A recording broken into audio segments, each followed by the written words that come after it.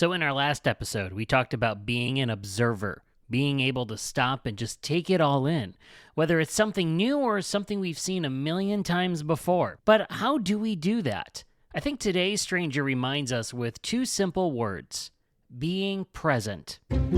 Hi, I'm Matt Hayes, and this is episode number 30 of Meet a Stranger. Stranger number 30 was doing some writing at the coffee stand that I go to pretty much every day in Old San Juan. It's such a great little spot to just grab a notebook and a pen and let your curiosity flow onto the pages. I said hello and we started to talk about what we were both working on. She'd said she was on holiday and was making a conscious effort to be present, in the moment, and not feeling how we often do in life, that we need to be on the move. We talked about why she feels that way and the importance of just stopping and being present in the moment. Take a listen. So it's a beautiful day. We're sitting outside at the plaza here. I looked over and I noticed that you were journaling, and we were talking a little bit about being present in the moment, and you're trying to be more present and kind of just here. Tell me a little bit more about that and what you're feeling, what you're thinking, what you're trying to work through, just being present here.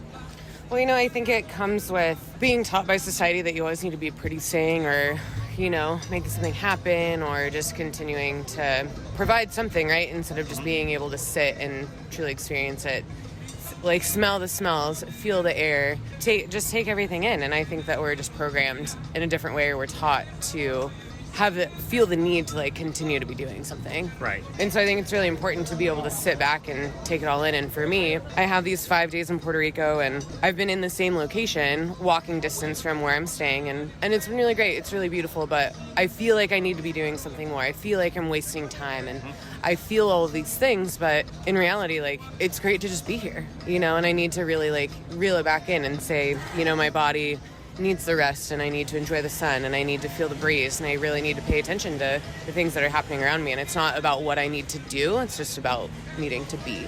Do you ever have other moments in recent time where you realize that you're just kind of running and realize, I just need to stop, I need to enjoy this, whether it's my body's telling me I need to stop and relax, or you're just in an amazing spot or a moment and you're going, I just want to remember this? Yeah, absolutely.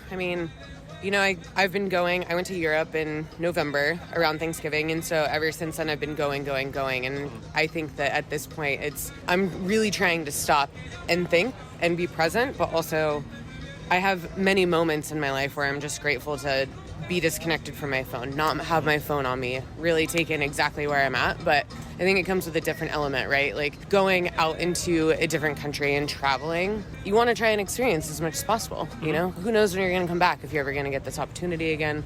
And so I think that's what drives the need to be trying to do things all the time. And when I'm more comfortable, when I'm at home, when I know I'm going back to my bed, when I don't have to worry about packing up all my stuff and moving to the next hostel and worrying about the things, those are times where I can find myself being more present. But also within Europe, it was just so great to find a place like this. And same with Puerto Rico, exactly with where I'm sitting, just, really enjoy the coffee and take a moment. And, it's totally okay to just be exactly where you're at. When you are in that moment and you're thinking, I just want to be present and all, what are you thinking? What are you feeling? What are you sensing? Describe what those moments are like for you. What goes through your head? What goes through your mind? It's really sensing the overwhelming feeling to feel like I need to be on the move. So then really reeling that back in and finding a spot that I'm comfortable, finding a beverage, finding something to eat, and then really dropping everything else, putting everything away, putting the phone in the bag, putting, the sunglasses down, and just taking it in, really taking in the flavors of what you're eating or what you're consuming, and looking up and looking around, smelling everything, watching the people, just totally trying to be exactly where you're at. I noticed that you were doing a little bit of writing. Would you mind sharing a little bit about what you're putting out, what you're getting out of your brain and on paper? Sure, yeah. It's again, being present and getting back in tune with my body and thinking about exactly how I got here and why I chose to be here, and reminding myself through writing that it is okay to just be, and I'm very lucky to be living this existence, and it's okay if I didn't make it to the waterfall or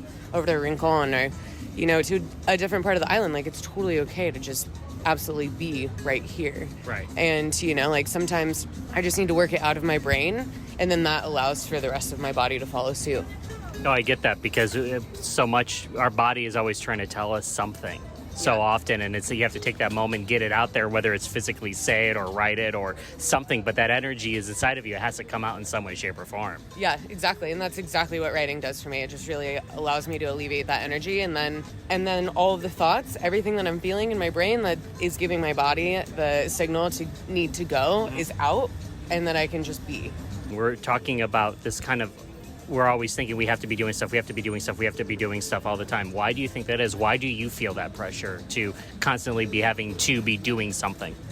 It's a great question. I ask it often. I think it's part of the American culture. I think it's part of society. I think that, it might be a part of my family structure, like production and the things that you produce within your life, or the things that you do or accomplish or achieve, or however you want to see it, it gives you value. We don't necessarily devalue, but we don't value as much just being and like being the human that we are, and like enjoying the experience. It's about, running a 5K and then going to work and working 40 hours a week, and then, running with my dog and doing all these different things, which like those are great tasks and accomplishments, but we don't honor as much just to be present and to be enjoying. Right. Such as other countries do. As you were talking about, just being and being present, so often I think of being as how we define ourselves, whether it's, because one of the first questions we ask somebody, like, what do you do for a living, things like that. So how would you describe yourself? Who are you being, not with those kind of stereotypical answers and questions and roles? Who are you as a human being? Oh my gosh, that's a great question. I think I'm a curious individual who really wants to experience as much as possible.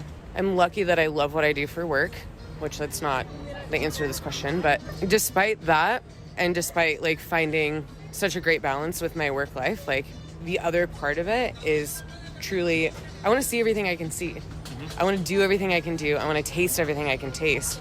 With the work-life balance that I've been able to find, like it's something that's very important to me. So, I'm always open to doing something at least once, and if I don't like it, I never have to do it again. But like, why not try it? Why not go? Why not come and sit in Puerto Rico for 5 days and just stay in the same plaza? Why not? Why would I be back at home like when I have this opportunity? Like always reaching for the next, always trying to grow, and always trying to find those different avenues and like different experiences to grow myself, and then it allows to ask more questions and be more vulnerable and meet different people.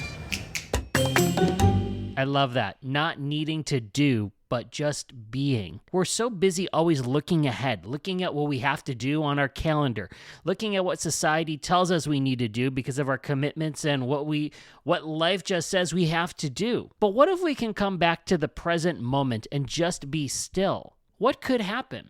Like what we talked about in the last episode about just being an observationalist and taking it all in maybe in a little bit different way.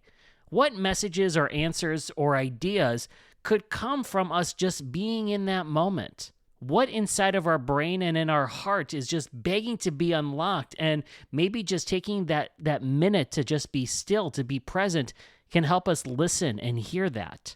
And not only just for ourselves, but what if we could fully be present with the people that we're with? Maybe it'll make us a better friend, make us a better partner, make us a better mother or father. We're always so busy valuing who we are with those titles, but maybe instead of trying to value the titles, maybe it's more about valuing the moment. And that's where the magic can happen. Thanks to stranger number 30 for the chat, and best wishes on all your future travel. And thank you, dear friend, for taking a minute to meet a stranger today. What did you get out of today's episode? I'd love to know what you think. You can slide into my DMs and let me know. Best way to do that is on Instagram at GoMeetAStranger, or you can also do it on my personal account at Matt Hayes. Until the next time we chat, thanks for listening. I'm Matt Hayes. Onward.